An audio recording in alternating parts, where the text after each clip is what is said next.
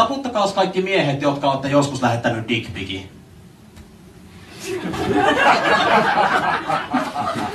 Nyt oli niin varovaiset uploadit.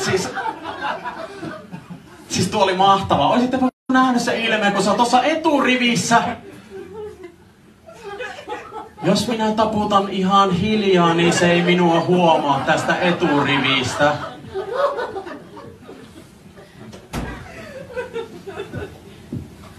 Miksi lähetit? Koska pyydettiin. Joo, valehtelee.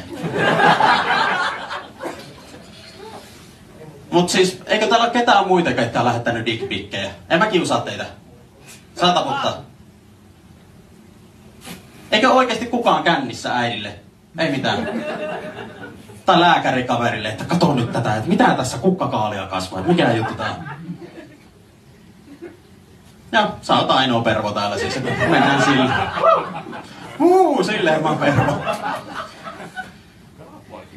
Uploaditkin vielä takarivistä, että sieltä joku muija taputti silleen, että joku lähettää dickpikkejä. Oisit sä halunnut vai?